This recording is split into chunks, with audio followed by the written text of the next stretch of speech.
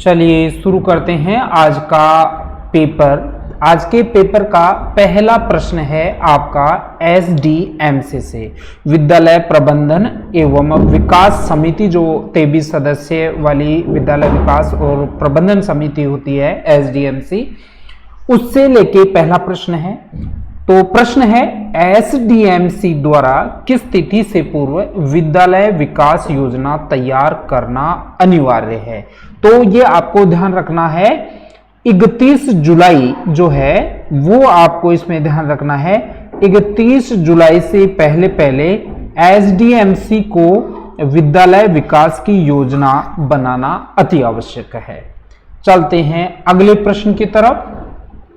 हाँ, अगले प्रश्न पे पहुंचे उससे पहले मैं आपको बता दूं, स्कूल व्याख्याता की यदि आप तैयारी कर रहे हैं तो आपको स्कूल व्याख्याता का जो जीके पेपर है, जीके पेपर की टेस्ट सीरीज आपको यहाँ पे मिल जाएगी। लिंक आपको इसी वीडियो के डिस्क्रिप्शन में मिल जाएगा। यदि आप केवल स्कूल मैनेजमेंट की जो टेस्ट सीरीज है ज्वाइन करना चाहते हैं तो आपको उसमें 10 टेस्ट मिलेंगे। उसमें आपको 200 रुपये पे करना होगा और उसमें जो है संपूर्ण जो आपका स्कूल मैनेजमेंट वाला कोर्स है वो आपको उसमें मिल जाएगा। टेस्ट सीरीज से संबंधित महत्वपूर्ण सूचनाएं आपको उसमें मिल जाएंगी। चलिए दूसरे प्रश्न की तरफ चलते हैं। विद्यालय प्रबंधन समिति SMC, देखिए साथियों, एक तो आपको SDMC और SMC के बीच अंतर आपको भलीभांति पता होना चाहिए। आपको पता है SMC जो है, SMC में आपके 16 सदस्य होते हैं और SDMC में आपके 23 सदस्य होते हैं। एक मोटा अंतर तो ये है, आपको SMC जहां भी दिखे उसका मतलब आप ये समझो कि 1 से 8 तक की जो भी कक्षाएं हैं, उन कक्षाओं की उन स्कूलों में, उन विद्यालयों में जो प्रबंधन का कार्य करेगी वो SMC करेगी, और जो विद्यालय 9 से 12 तक संचालित हैं उन विद्यालयों का जो प्रबंधन की व्यवस्था करेगी वो SDMC करेगी। ये दो मोटी चीज तो आपको ध्यान रखना ही होगा। तो देखिए, विद्यालय प्रबंधन समिति अर्थात SMC, इसको पढ़ लीजिए आप पहले, अन्यथा आप निश्चित रूप से गलती करेंगे। SMC अलग है, SDMC अलग है। यदि कोई विद्यालय 1 से 8 तक का है तो उसमें आपके मैनेजिंग कमेटी SMC होगी। यदि कोई विद्यालय 9 से 12 तक का है तो उसमें मैनेजिंग कमेटी SDMC होगी। लेकिन यदि कोई विद्यालय 1 से लेके 12 तक है तो उसमें आपके SMC भी होनी चाहिए और SDMC भी होनी चाहिए। ये आपको ध्यान रखना है। चलिए, SMC तथा विद्यालय विकास एवं प्रबंधन समिति अर्थात SDMC की कोरम की गणपूर्ति के संदर्भ में निम्नलिखित में से कौन सा कथन सही है। तो यहां पे आपको ध्यान रखना है कि SMC की साधारण सभा जो होती है उसकी गणपूर्ति 25% होती है, लेकिन SMC की कार्यकारिणी समिति की जो बैठक होती है, अर्थात जो SMC की कार्यकारिणी में 16 सदस्य होते हैं, इन 16 का 33% उपस्थित होना अनिवार्य है। जबकि SDMC की जो कार्यकारिणी की बैठक होती है उसमें 50% उपस्थिति अनिवार्य होती है। तो ये सारे के सारे विकल्प आपके सही हैं। 4 नंबर का आंसर आपका सही आंसर हो जाएगा। तीसरा प्रश्न है, समग्र शिक्षा अभियान रमसा का लोगो क्या है, उसका टैगलाइन क्या है। तो आपको ये ध्यान रखना है, समग्र शिक्षा अभियान की जो टैगलाइन है, सबको शिक्षा अच्छी शिक्षा, ये समग्र शिक्षा अभियान की टैगलाइन है। आज का चौथा प्रश्न जो है वो आपको सामने दिख रहा है स्क्रीन पे। समग्र शिक्षा अभियान की अवधि क्या है। समग्र शिक्षा अभियान की अवधि 1 अप्रैल 2018 से लेके 31 मार्च 2020 तक समग्र शिक्षा अभियान की अवधि है।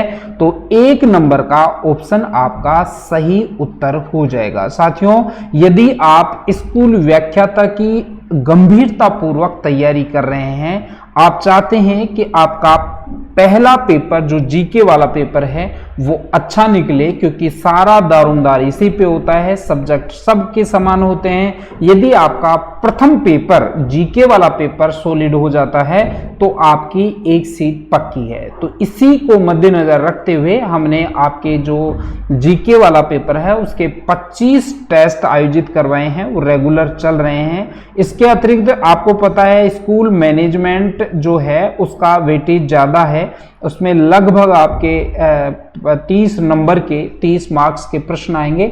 इस वजह से 10 पेपर आपकी एक अलग टेस्ट सीरीज उसकी निकाल रखी है स्कूल मैनेजमेंट की, जिसमें 10 पेपर होंगे।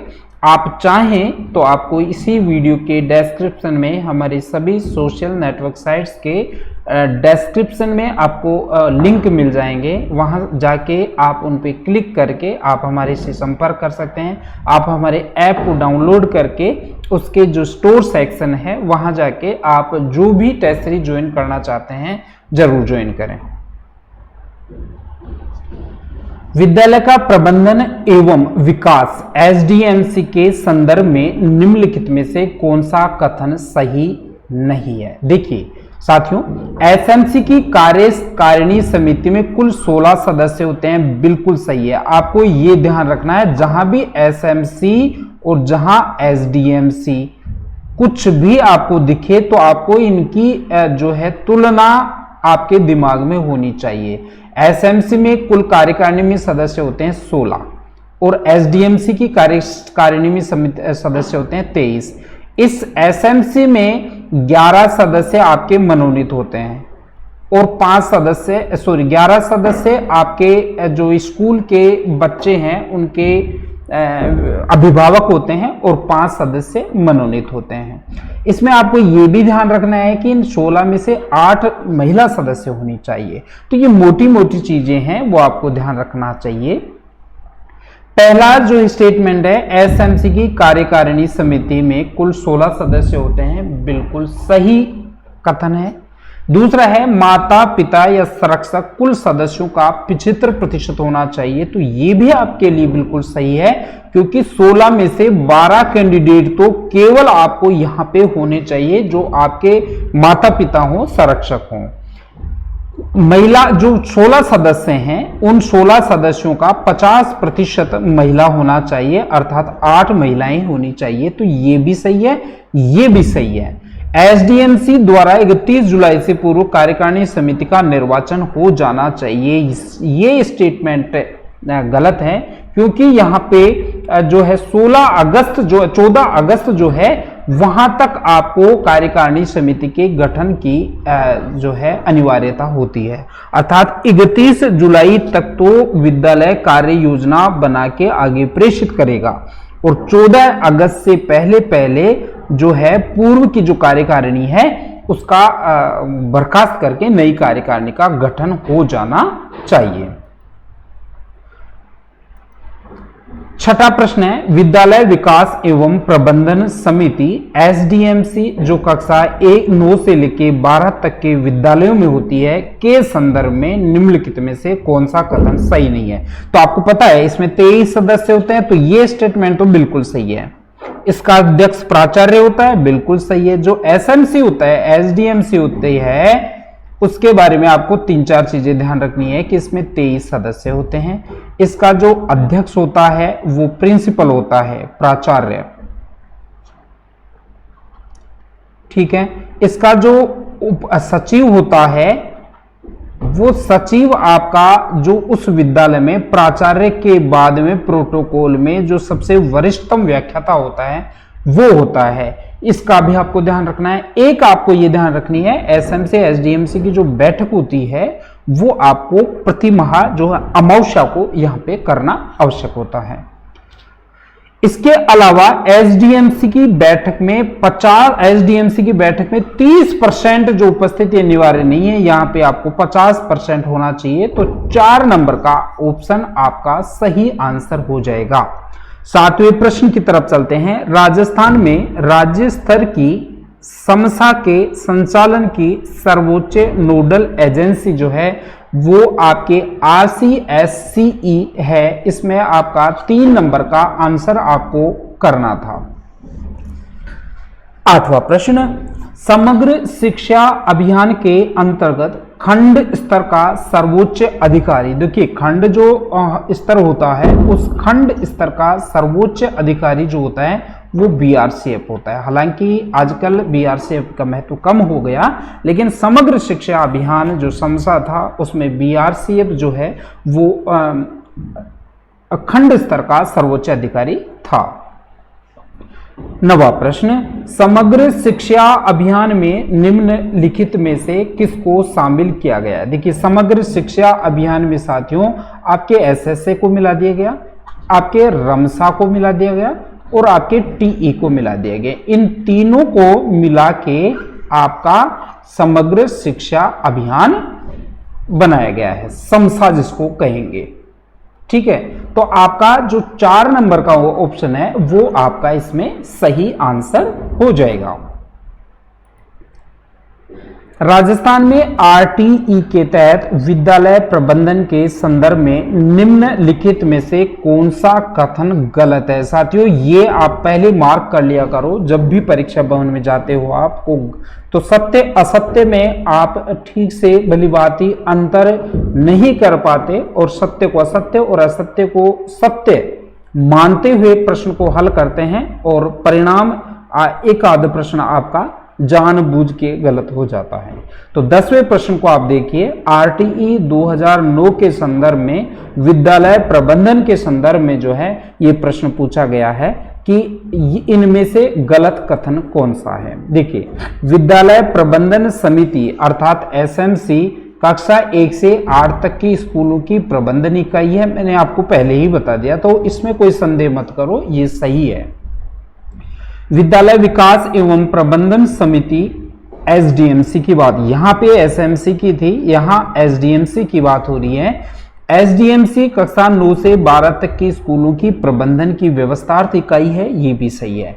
विद्यालय प्रबंधन समिति अर्थात एसएमसी 10/5/2011 से स्कूलों में प्रबंधन का कार्य कर रही है, ये भी सही है। लेकिन अब ये एक विकल्प बना है तो ये आपका उत्तर तो यही हो जाएगा, लेकिन देखिए क्या है, विद्यालय विकास एवं प्रबंधन समिति एसडीएमसी, हमने यहाँ पे आपको कोष्टक में जो है इसके इंग्लिश की शॉर्ट फॉर्म दी है ताकि आप कंफ्यूज नहीं हो, और कंफ्यूज होना है, जितना कंफ्यूज होना है यहीं पे आपके जो 35 टेस्ट हमने दिए हैं उसी में हो लें तो ज्यादा बेहतर होगा। आपके भविष्य की जो नींव है वो अभी है, आपको जब अक्टूबर में परीक्षा देनी है उस समय किसी भी प्रकार का कोई व्यवधान, कोई संदेह, कोई आपको होना नहीं चाहिए, और प्रश्नों के जो आंसर करें वो आंसर ठीक आंसर पे ही आपकी कलम जानी चाहिए, ये हम चाहते हैं। विद्यालय विकास एवं प्रबंधन समिति 22/4/95 से स्कूलों का प्रबंधन कार्य कर रही है, तो ये स्टेटमेंट गलत है, क्योंकि एसडीएमसी जो है वो 95 से नहीं 99 से, यानी 20 अप्रैल 1999 से आपकी जो प्रबंधन समिति है वो कार्य कर रही है। यहाँ पे 95 डाला है, ये इस वजह से ये गलत हो गया। तो साथियों आपको ये ध्यान रखना है, यह 95 नहीं 99 से है। आपको ये ध्यान रखना है एसएमसी का गठन बाद में हुआ था, 12 साल बाद में, अर्थात 2011 की 10 मई को, और एसडीएमसी का गठन आपका अप्रैल में हुआ था, 22 अप्रैल 1999 को। तो ये आपको अच्छे से ध्यान रखना है। साथियों यदि आप जो है ना टेस्ट सीरीज ज्वाइन करना चाहते हैं तो आप यदि परीक्षा में सफल होना चाहते हैं तो आपको निश्चित रूप से किसी भी एक संस्थान की टेस्ट सीरीज जरूर ज्वाइन करनी चाहिए, जिससे आपके अंदर का जो विश्वास है वो बरकरार रहेगा, आपकी परीक्षा की तैयारी को बूस्ट मिलेगा। तो निश्चित रूप से आपको ये सलाह माननी चाहिए कि आप जो हैं वो किसी भी संस्थान की एक टेस्ट सीरीज जरूर लगाएं, जिससे आपका जो तैयारी का लेवल है वो बढ़े। 11वां प्रश्न, राजस्थान में आरटी के तहत विद्यालय प्रबंधन समिति एसएमसी के संदर्भ में निम्नलिखित में से कौन सा कथन गलत है? पहले एसडीएमसी था, अब एसएमसी। एसएमसी के बारे में आपको ध्यान रखना है कि यहाँ पे ये आरटी एक्ट 2009 की धारा 21 में इसका उल्लेख है, बिल्कुल सही है। एसएमसी का उल्लेख धारा 21 में है, एसएमसी में कुल 16 सदस्य होते हैं। एसएमसी में कुल 8 महिला सदस्य होना आवश्यक है। एसएमसी में 12 सदस्य जो हैं वो अभिभावक होते हैं, 4 से सदस्य अन्य हो सकते हैं, ये आपको ध्यान रखना है। तो ये तो स्टेटमेंट, पहला स्टेटमेंट आपका बिल्कुल सही है। दूसरे स्टेटमेंट की तरफ चलते हैं। साधारण सभा की बैठक माह जुलाई से मार्च तक 3 बैठकें होनी अनिवार्य हैं, ये भी सही है। देखिए साथियों, एक तो जो कार्यकारिणी समिति की बैठक होती है और एक आपकी साधारण सभा होती है, इन दोनों में आपको अंतर करना आना चाहिए। साधारण सभा जो है उसकी आपको जुलाई से लेके मार्च तक 3 बैठक करना आयोजित होती है, लेकिन जो कार्यकारिणी समिति होती है उसकी बैठक प्रति माह अमावस्या को होती है। यहाँ पे ये भी ध्यान रखना है कि साधारण सभा की बैठक जो है वो कभी भी 4 दिन की पूर्व सूचना से पहले जो है वो आपको अनिवार्य रूप से सूचना देना आवश्यक है। लेकिन यदि कोई ऐसी बैठक है जो करना अति आवश्यक है, तुरंत करना आवश्यक है, तो 2 दिन की पूर्व सूचना आपको देना चाहिए।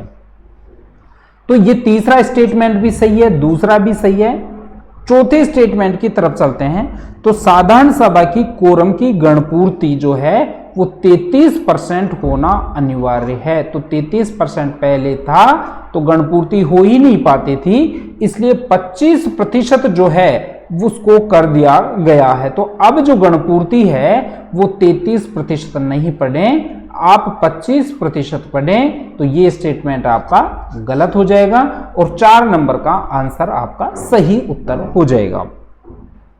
देखिए, समग्र शिक्षा अभियान का संचालन राजस्थान में किस शैक्षिक सत्र से प्रारंभ किया गया? तो समग्र शिक्षा अभियान एक जानी मानी योजना है केंद्र सरकार के द्वारा 2018-19 में समग्र शिक्षा अभियान को चालू किया गया था।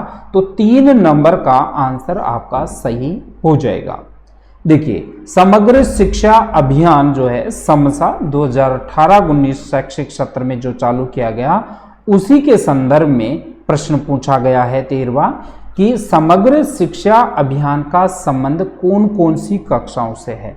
तो आपको ये ध्यान रखना है कि प्री प्राइमरी स्कूल जो नर्सरी स्कूल हैं उनसे लेके कक्षा 12 तक की जो भी कक्षाएं होती हैं उन सब कक्षाओं को समसा में समग्र शिक्षा अभियान में शामिल किया गया है। 14वां प्रश्न है, समग्र शिक्षा अभियान के अंतर्गत जिला स्तर का पदाधिकारी जिला परियोजना समन्वयक डीपीसी का पदाधिकारी कौन होता है? तो समग्र शिक्षा अभियान का जो जिला स्तर का परियोजना अधिकारी होता है वो आपका CDEO होता है, इसलिए विकल्प नंबर 4 आपका सही आंसर हो जाएगा। अब यहाँ पे देखिए, समग्र शिक्षा अभियान जो है समसा जिसको कहते हैं, उसके बारे में जो जो महत्वपूर्ण बातें आपको परीक्षा की दृष्टि से महत्वपूर्ण लगती हैं उन सब को यहाँ पे समाप्त किया है। देखिए, यहाँ इसकी टैगलाइन दे रखी है कि सबको शिक्षा अच्छी शिक्षा जो है समग्र शिक्षा अभियान का टैगलाइन है। नरेंद्र मोदी ने इसको की अध्यक्षता में समिति को जारी किया गया था। 1 अप्रैल 2018 से लेके 31 मार्च 2020 तक की इसकी योजना बनाई गई थी। इसके 2018-19 की जो शैक्षिक सत्र था इसमें इसको लागू किया गया था और राजस्थान में जो इसका प्रारंभ हुआ था वो आपका 24 अप्रैल 2018 से इसकी शुरुआत हुई थी।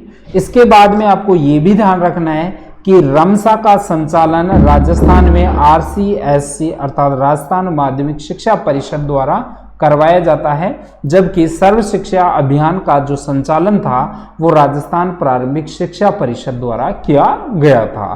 तो ये एक प्रश्न जहां भी आपको जिससे संबंधित हो तो उसको आप कंप्लीट वहीं पे आप पढ़ लें तो ज़्यादा अच्छा होगा।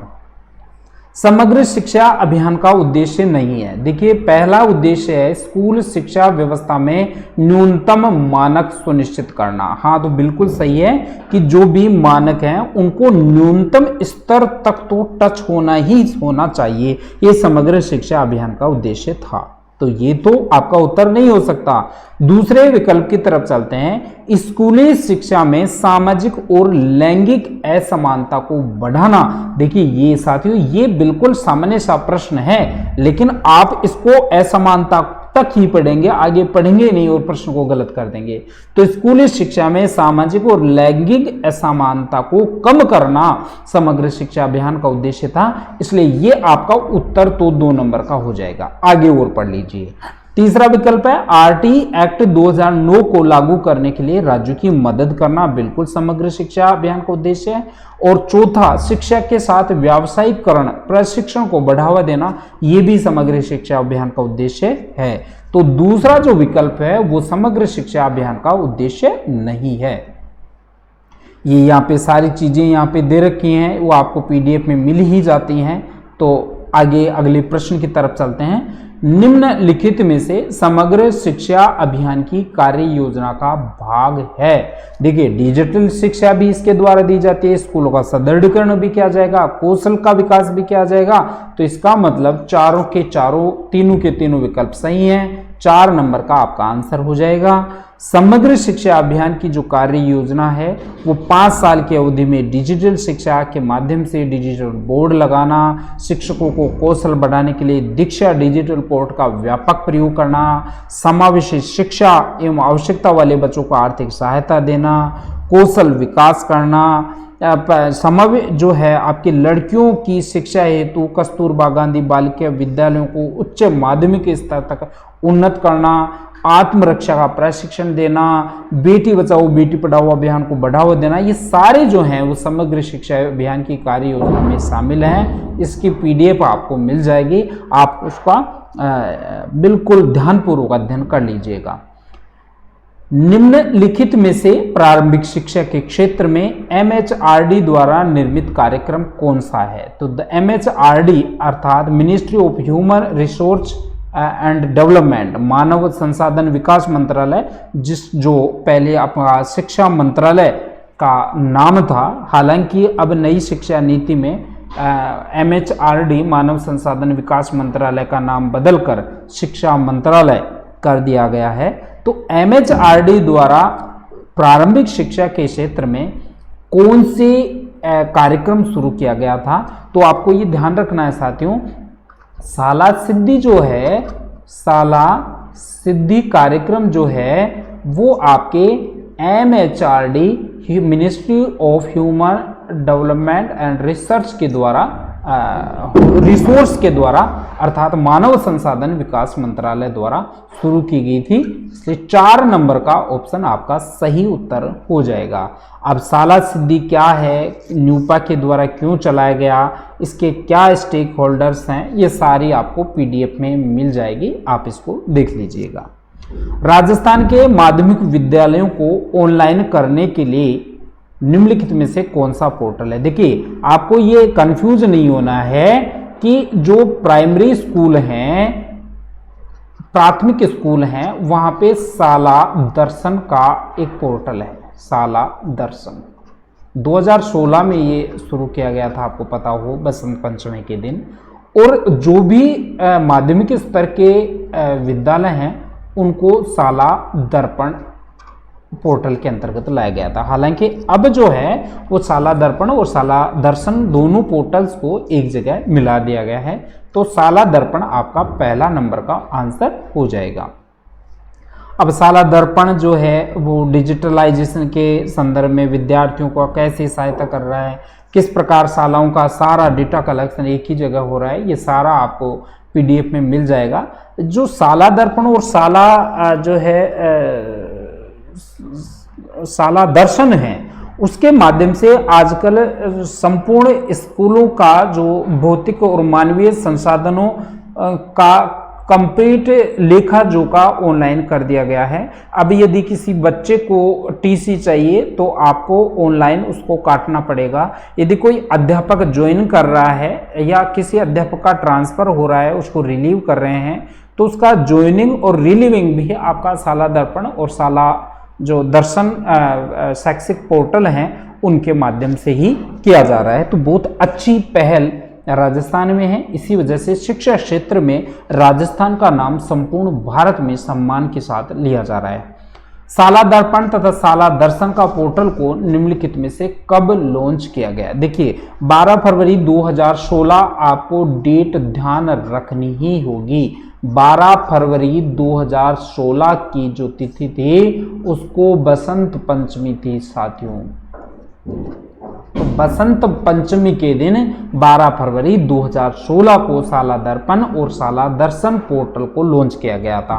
अब साला दर्शन जो है वो कक्षा 1 से लेके 8वीं तक की कक्षाओं के लिए था और साला दर्पण जो है वो 9 से लेके 12 तक की स्कूलों के लिए था। हालांकि जो है अब वर्तमान में साला दर्पण और साला दर्शन को एक जगह कर दिया गया है। 20वां प्रश्न है, राजस्थान में आरटी के संदर्भ में निम्नलिखित में से कौन सा कथन गलत है? देखिए धारा 24 में शिक्षक के कर्तव्य बताए गए हैं, बिल्कुल सही है। धारा 24 आरटीई की धारा 24 है, उसमें शिक्षकों के क्या दायित्व हैं, बच्चों के प्रति क्या है, अभिभावकों के प्रति क्या है, विद्यालय के प्रति शिक्षक के क्या दायित्व हैं, क्या कर्तव्य हैं, वो धारा 24 में बताया गया है। तो स्टेटमेंट नंबर 1 बिल्कुल सही है।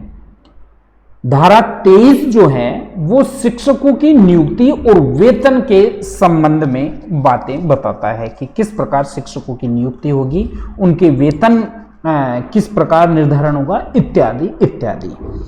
तो 23वीं जो विकल्प नंबर 2 है वो भी आपका सही है।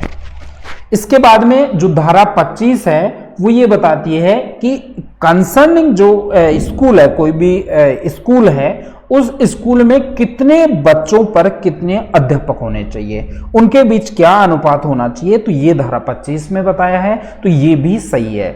लेकिन अब आपका आंसर नंबर 4 होगा, क्योंकि धारा 28 जो है वो विद्यालय विकास योजना से संबंधित नहीं है साथियों। विद्यालय विकास योजना जो है वो 22 जो धारा 22 है उसमें विद्यालय विकास योजना के बारे में बताया। मैंने आपको बताया था कि धारा 21 जो है वो एसएमसी के बारे में बताता है, लेकिन धारा 22 जो है वो ये बताता है कि 31 जुलाई से पहले विद्यालय की एसएमसी विद्यालय विकास योजना कंप्लीट कर लेगी। ठीक है। अब यहाँ पे आपका 28 जो बताया है यहाँ पे धारा 28, तो धारा 28 में तो किसी अध्यापक द्वारा निजी ट्यूशन के प्रतिबंध के लिए इसमें उल्लेख है, अर्थात कोई भी सरकारी स्कूल का अध्यापक निजी ट्यूशन नहीं चला सकता। ये आपको इसमें ध्यान रखना है कि कोई भी अध्यापक यदि ट्यूशन लेता है, प्राइवेट ट्यूशन लेता है, तो वो सीधा सीधा धारा 28 का उल्लंघन कर रहा है। 21वां प्रश्न है, राजस्थान आरटी के संदर्भ में निम्नलिखित में से कौन सा कथन गलत है? धारा 26 जो है वो ये कहती है कि किसी भी स्कूल में 10% से ज्यादा पद खाली नहीं हो सकते। बहुत महत्वपूर्ण प्रश्न है साथियों, हमारी टेस्ट सीरीज की यही विशेषता है कि एक प्रश्न में कम से कम 5 प्रश्न तो आपके जो है तैयार होने ही चाहिए। तो धारा 26 के बारे में आपको जरूर ध्यान रखना है। धारा 26 ये उल्लेख करती है कि किसी भी स्कूल में 10% से ज्यादा अध्यापकों के पद खाली नहीं रहना चाहिए। धारा 33 जो है वो ये कहती है कि इसमें राष्ट्रीय जो आरटी के संचालन के लिए एक राष्ट्रीय सलाहकार परिषद का निर्माण किया जाएगा, जो संबंधित राज्यों को मानवीय तथा भौतिक संसाधनों सहित संपूर्ण व्याख्यात्मक सहायता उपलब्ध करवाएगा। तो राष्ट्रीय सलाहकार परिषद 33 धारा 33 में है, ये बिल्कुल सही है। अब धारा 38 जो है उसमें राज्य सलाहकार परिषद के बारे में बताया गया है, जो गलत है, क्योंकि धारा जो 34 है उसमें राज्य सलाहकार परिषद का उल्लेख है। तो आपका 3 नंबर का ऑप्शन इसमें सही हो जाएगा आंसर। धारा 27 ये कहता है कि कोई भी अध्यापक शिक्षण कार्यों के अलावा किसी भी गैर शैक्षिक कार्य में नहीं लगाया जा सकता। धारा 26 और धारा 27 आपको अच्छे से ध्यान रखना है साथियों। धारा 27 ये कहती है कि आप किसी भी शिक्षक को गैर शैक्षिक कार्यों में इन्वॉल्व नहीं कर सकते, लेकिन जनगणना, किसी भी राष्ट्रीय आपदा और चुनाव, ये तीन चीज ऐसी हैं, अर्थात जनगणना, राष्ट्रीय आपदा और चुनाव में शिक्षक को गैर शैक्षिक कार्यों में लगाया जा सकता है, लेकिन इसके अलावा कोई भी गैर शैक्षिक कार्य शिक्षकों से नहीं करवाया जाएगा, ऐसा उल्लेख धारा 27 में है। ठीक है। 22वां प्रश्न है, स्वतंत्रता के पश्चात भारत में शिक्षा के विकास हेतु बनी निम्नलिखित में से कौन सी समिति ने धार्मिक एवं नैतिक शिक्षा की सिफारिश की थी? तो आपको ये जो प्रकाश समिति है 1956 में ये समिति बनी थी, श्री प्रकाश समिति। उसने ये कहा था कि विद्यालयों में धार्मिक और नैतिक शिक्षा भी दी जानी चाहिए, जिससे उसके बालकों के नैतिक चरित्र का विकास हो सके और राष्ट्र निर्माण में अपना सहयोग दे सके। 23वां प्रश्न है, स्वतंत्रता के पश्चात भारत में शिक्षा के विकास हेतु बनी निम्नलिखित में से कौन सी समिति ने स्त्री शिक्षा से संबंधित पाठ्यक्रम की सिफारिश की थी? तो आपको यह ध्यान रखना है, दुर्गाबाई देशमुख समिति थी जिसने शिक्षा में सुधार हेतु ये कहा था, यह अनुशंसा की थी कि भारत में स्त्री शिक्षा को भी पाठ्यक्रम में शामिल किया जाना चाहिए। तो 2 नंबर का ऑप्शन जो है वो साथियों आपका सही आंसर हो जाएगा। अगला प्रश्न है, नेशनल करिकुलम फ्रेमवर्क अर्थात एनसीईआरटी 2005 के 35 सदस्यों में से निम्नलिखित में से कौन राजस्थान का एकमात्र सदस्य था? राजस्थान से संबंधित केंद्र में यदि कोई विशिष्ट व्यक्तित्व है या कोई ऐसा तथ्य है जो केंद्र में संपूर्ण देश में चर्चित है और वो राजस्थान से संबंधित है, तो निश्चित रूप से प्रश्न को आरपीएससी द्वारा पूछे जाने की ज्यादा संभावना बनती है। तो यहाँ पे एनसीईआरटी 2005 के जो 35 सदस्य थे, उन 35 सदस्यों में एकमात्र राजस्थान का जो निवासी था वो आपका रोहित धनखड़ था। तो रोहित धनखड़ का आपको नाम जरूर याद रखना है। इससे मिलते जुलते मोहित धनखड़, कुलदीप धनखड़, राजबाला धनखड़ ये और दिए हैं ताकि आप यहीं पे जो कंफ्यूज होना है यही हो जाए, मुख्य परीक्षा में आप किसी प्रकार के संदेह के शिकार ना हो। भारतीय संविधान में शिक्षा को राज्य सूची के विषय में समवर्ती सूची का विषय कब बनाया गया? सामान्य सा प्रश्न है। 42वां संविधान संशोधन 1976 जो है उसके द्वारा पहले जो आपका राज्य सूची का विषय था उसको समवर्ती सूची में ला दिया गया है। पहले राज्य सूची का था, 42वां संविधान संशोधन 1976 में हुआ, ये आपको ध्यान रखना है। राजस्थान का कौन सा जिला आकांक्षा स्तर के जिलों में शामिल नहीं है? देखिए राजस्थान के 5 जिले ऐसे हैं जो आकांक्षा स्तर में शामिल हैं, लेकिन झालावाड़ उसमें शामिल नहीं है।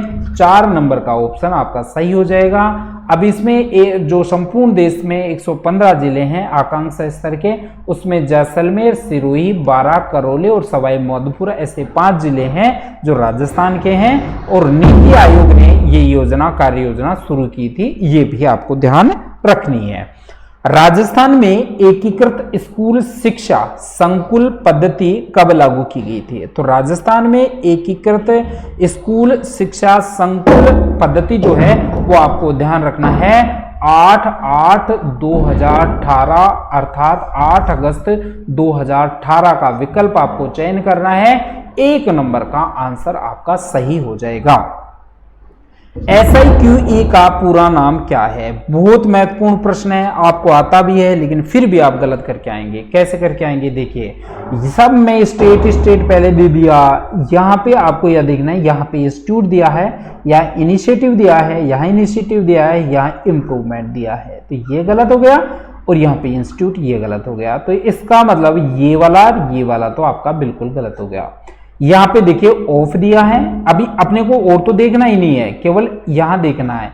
इसमें एक में ऑफ है, एक में 4 है, तो ये 4 वाला आपको ध्यान रखना है। 2 नंबर का ऑप्शन आपको सही लिखना है। State initiative for quality education SIQE का पूरा नाम है।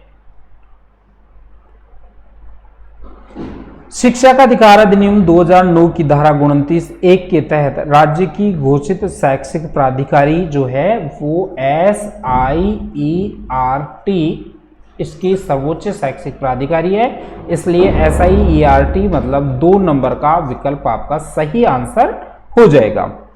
SIERT TE तथा सभी जिलों की डायट्स को शैक्षिक मार्गदर्शन एवं संबलन प्रदान करने हेतु राज्य की नोडल एजेंसी कौन सी है, तो वही आपको ध्यान रखना है। SIERT जो उदयपुर में है वही आपके आंसर हो जाएगा। ये इसमें जो है SIERT उदयपुर के बारे में जो महत्वपूर्ण प्रश्न बन सकते हैं उनको व्याख्या में डाल दिया है, आपको पढ़ लेना है। शाला प्रबंधन समिति की मासिक बैठक कब होती है, तो शाला प्रबंधन की जो मासिक बैठक होती है वो अमावस्या को होती है।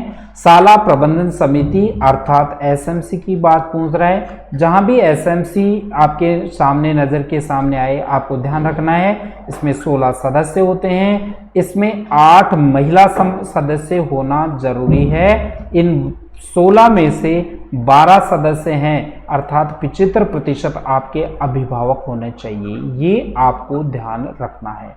इसी SMC में आपको ये भी ध्यान रखना है कि 31 जुलाई जो है से पहले विद्यालय विकास योजना ये बना देनी चाहिए। आपको ये भी ध्यान रखना है कि विद्यालय विकास जो प्रबंधन समिति है उसको 14 अगस्त से पहले बन जानी चाहिए। तो जहां भी आपको शाला प्रबंधन समिति दिखे तो आपको ये कुछ महत्वपूर्ण पॉइंट आपको अच्छे से याद रहना चाहिए। निम्नलिखित में से कौन सा कथन विद्यालय प्रबंधन समिति के बारे में सत्य नहीं है? विद्यालय के पड़ोस के बच्चों को जो है अधिकारों के विषय में सरल तरीके से बताना तो बिल्कुल कार्य सत्य है। नामांकन और उपस्थिति को सुनिश्चित करना भी इसका कार्य है। विद्यालय में मध्याह्न भोजन की योजना तैयार करना भी इसका वो है उद्देश्य है, कार्य है। लेकिन अध्यापक प्रशिक्षण की योजना जो है वो विद्यालय का प्रबंधन समिति का कार्य नहीं है, इसलिए 4 नंबर का विकल्प आपको इसमें सही करना था।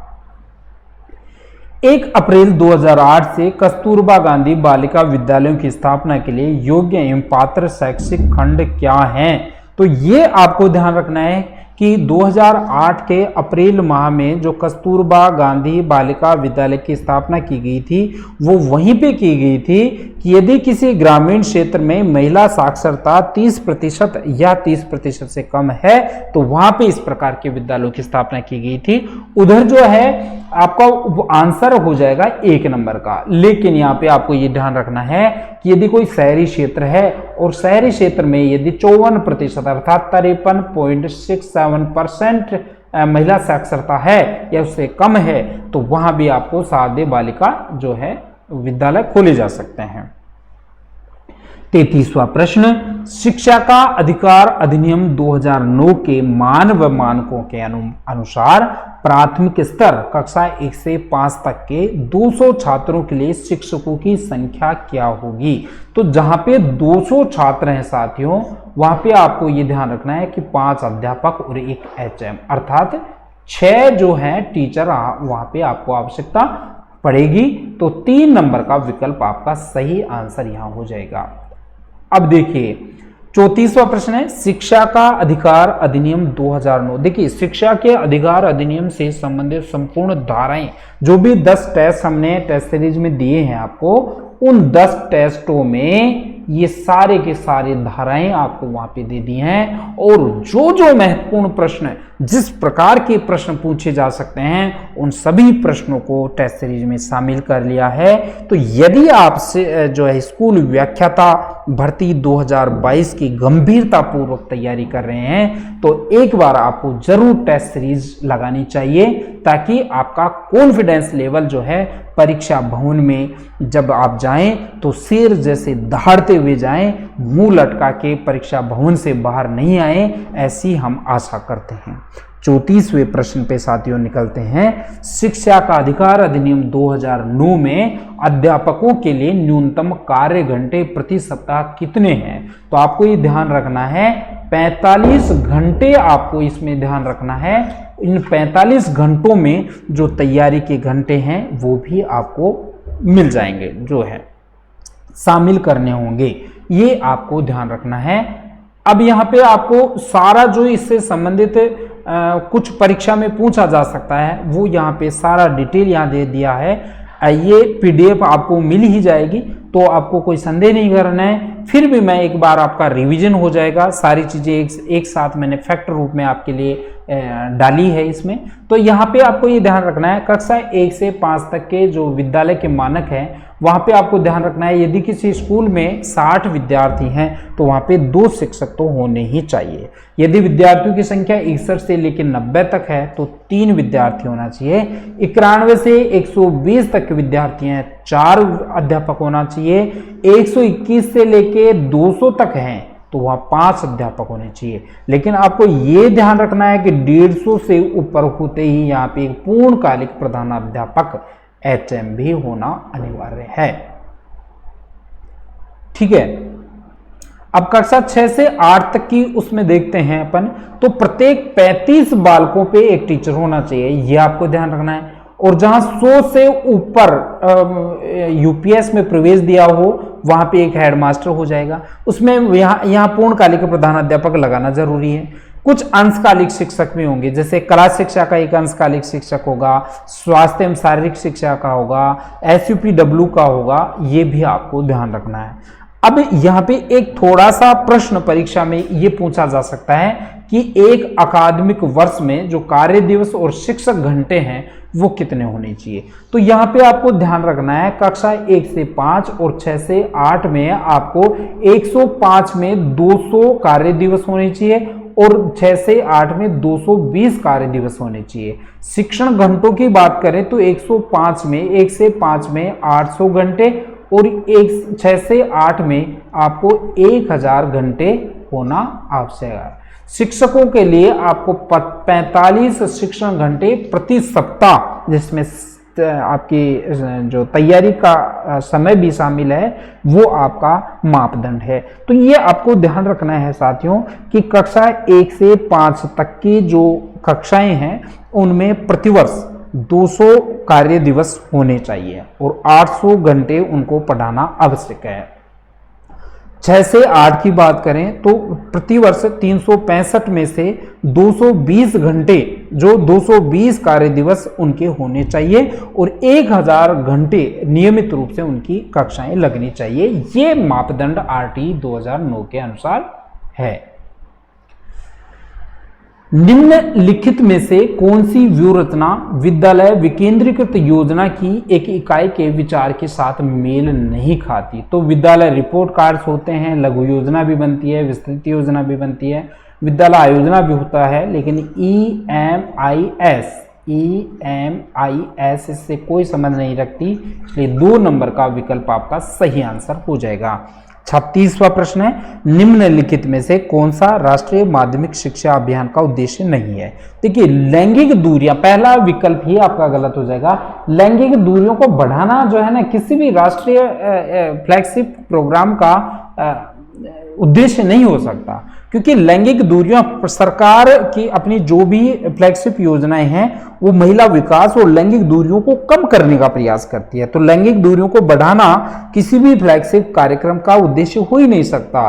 तो इतना नेगेटिव अप्रोच से यदि आपको आंसर नहीं आता तो भी आप इस प्रश्न को नेगेटिव अप्रोच से भी हल कर सकते हैं, ये मुझे लगता है। तो आपका पहला ही आंसर हो जाएगा बाकी तो जो है आर्थिक और निर्योग्यता बाधाओं को दूर करना इसका उद्देश्य है। 2020 तक माध्यमिक स्तर की शिक्षा की अवधारण करना इसका उद्देश्य है, और उच्च माध्यमिक स्तर की शिक्षा की पहुंच 2017 तक सुनिश्चित करना, ये भी इसका उद्देश्य है।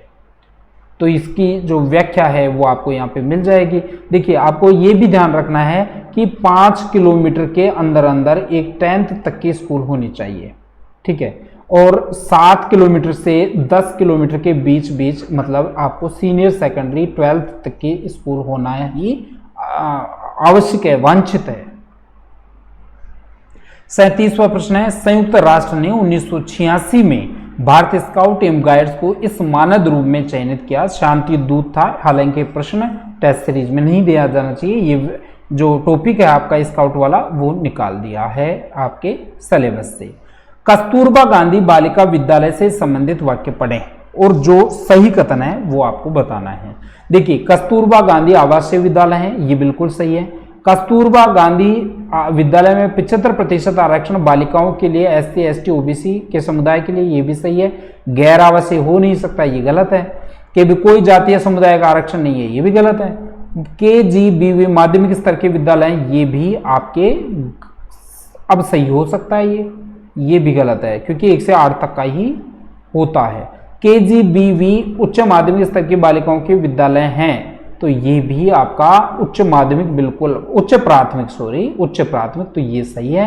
तो इसका मतलब है A, B और F आपका सही होना चाहिए, और ये विकल्प मिलता है 1, तो 1 नंबर का विकल्प आपका सही आंसर हो जाएगा। KGBV की विशेषताएं, कक्षा 6 से 8 तक की बालिकाएं, 75% आरक्षण, 25% OBC के लिए, 5% विशेष आवश्यकता वाली बालिकाओं के लिए, ये जो है सारा इसमें दिया है, आपको PDF मिल जाएगी। निःशुल्क शिक्षा एवं अनिवार्य शिक्षा अधिकार अधिनियम 2009 अधिनियमित कब किसके द्वारा किया गया? देखिए, कोई भी नियम जब अधिनियम बनता है, कोई भी विधेयक जब अधिनियम बनता है, तो उसमें आपका लोकसभा, राज्यसभा और आपका राष्ट्रपति तीनों मिलके जो संसद का निर्माण करती हैं, तो ये संसद ही एक्चुअली में अधिनियम बनाती है। तो ये आपका 3 नंबर का आंसर सही हो जाएगा। शिक्षा के अधिकार अधिनियम 2009 में विद्यालय प्रबंधन समिति में भर्ती विद्यार्थियों के माता या पिता अभिभावकों की न्यूनतम सदस्य कितनी होनी चाहिए? तो आपको मैंने बताया दिया कि 16 जो सदस्य होंगे SMC में, उन 16 का 75% अर्थात 12 सदस्य जो है वो आपका अभिभावक होने चाहिए। तो ये 75% आपका सही आंसर हो जाएगा। आपको 50% महिलाओं के बारे में बताया था, 5 सदस्य मनोनीत होते हैं, उसमें आपके 16 में से 8 वुमेन होनी चाहिए, महिला होनी चाहिए, ये भी आपको ध्यान रखना है। 41वां प्रश्न है, निम्न में से कौन सा एक सही नहीं है? सर्व शिक्षा अभियान तल प्रधान उपागम का उपयोग इसलिए करता है। देखिए साथियों, मुझे लगता है कि जो है ये बड़ा वीडियो हो रहा है, तो इसके 2 पार्ट बना देते हैं। एक पार्ट 1 से 40 तक का, और एक पार्ट हो जाएगा आपका 41 से लेके जो है 75 तक का। तो इस पार्ट को यहीं समाप्त करते हैं, दूसरे पार्ट में इसको बना के डाल देंगे।